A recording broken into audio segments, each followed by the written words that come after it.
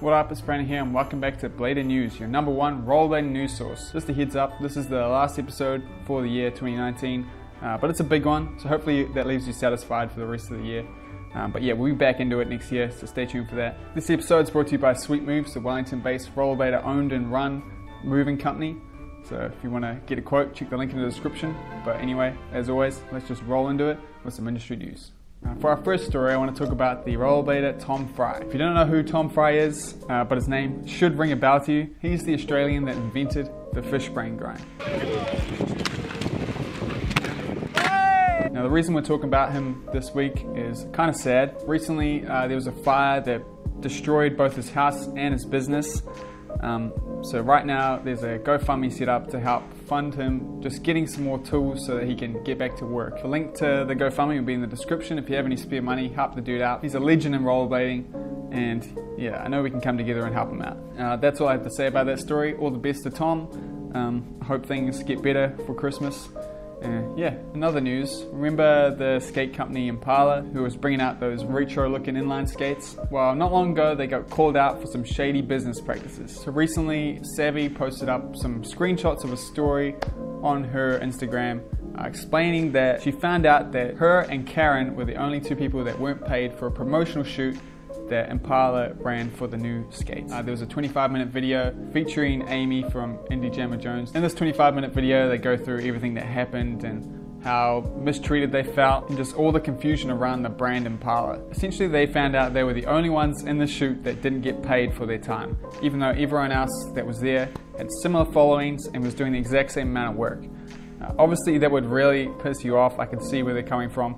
They got really angry. They called them out publicly and were met with no response. Impala turned off comments on their posts and it really wasn't looking good. At the end of the 25-minute video, clear up the fact that Impala did come through and they paid both Karen and Savvy for their time after getting all the bad publicity, obviously. One, the two skaters that were not paid originally have been compensated by Impala, which is awesome. I'm really glad that Impala is like listening to their skaters and actually evenly compensated for the project, and then also compensated for past events that they attended.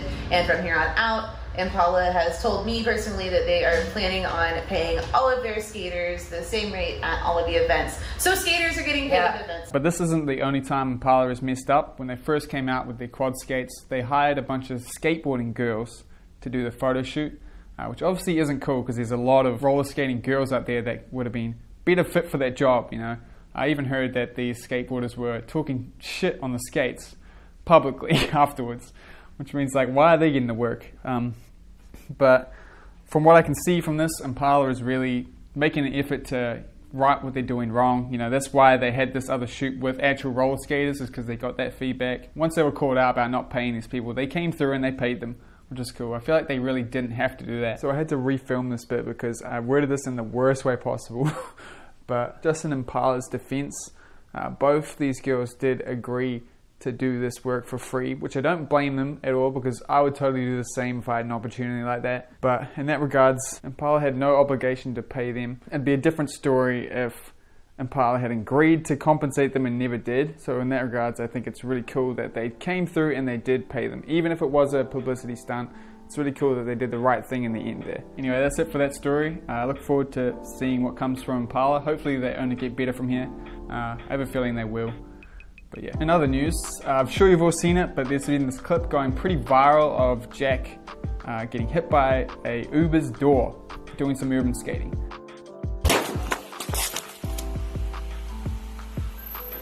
Now the cool thing about this is not only has it brought inline skating to a bunch of new people, but it's also started a trend of people searching for inline fails. So if you're sitting on a Bales montage that you haven't posted, now's the time to do it.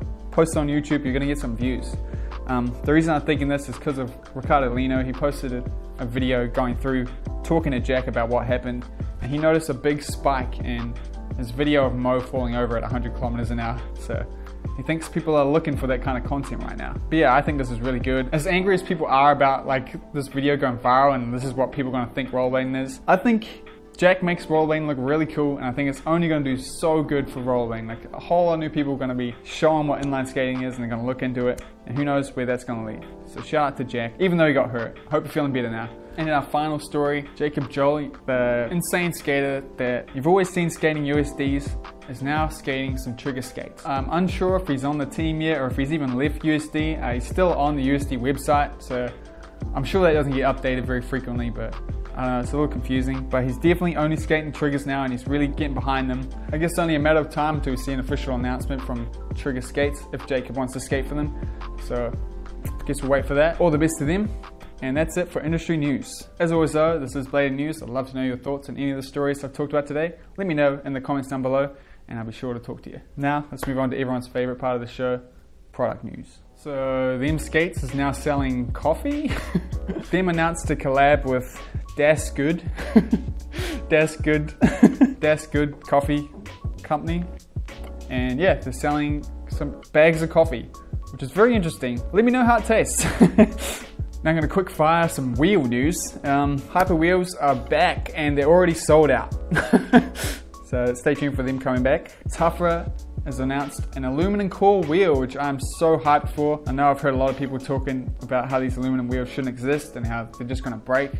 I'm curious though. I've definitely heard great things about the combination of the aluminum core with the solar frame. So hopefully I get to try some out. And finally, J-Bar's brand Win announced and showed off their 2 new wheels, both for Bobby and for Yuto. And the cool thing about this is they're actually unique. They're both a clear urethane, but not completely clear. They've got like a cool color tinge to them, and it's cool. I'm curious as to how well they're gonna hold up. I'm sure there's a reason why people don't make clear wheels like this anymore, but I don't know, I'm curious. And Blade Collective have announced their new super ceramic bearings, and damn, they look sick. They got this fade look to them with a multicolored tinge to all the bearings. Sick product, you should check that out. This probably isn't a new product, but Lena made a video showing off Micro's kid skates, and they're so cool. They are a clear skate that has a liner that the kid can color in. Isn't that super unique and cool? Anyway, I just thought that was cool. And finally, 50/50 has announced they're now selling used parts. Parts that Law has just used for photo shoots and for a few sessions. They're already sold out, but I really like this trend. I'm sure it's inspired by them with their Them Pieces part of their website where he's selling used skates. And I like it. It's less waste and it's a cheaper way to get some parts. So yeah, hopefully some more companies jump on that. And that's it for product news. So let's move on to my favorite part of the show, media you should check out. First off, we're going to link to Jack's clip that's gone viral, just in case you somehow haven't seen it. Adapt released J-Bar's part for free, and he is the new king of cess slides. I gave that title to Slug, but I think J-Bar's ripped it straight back. Sorry, Slug.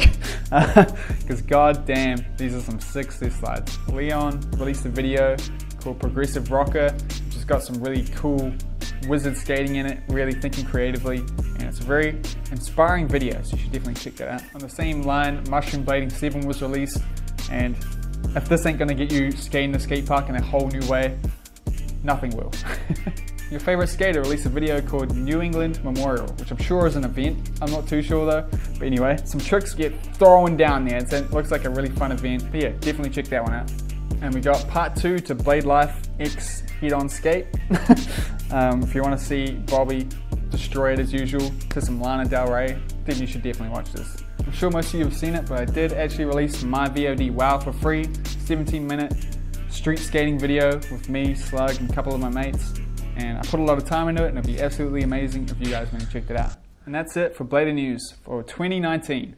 I just want to say a huge thank you to everyone who's supported this show and everyone who tunes in to watch it. The growth I've had just from this series is just unbelievable.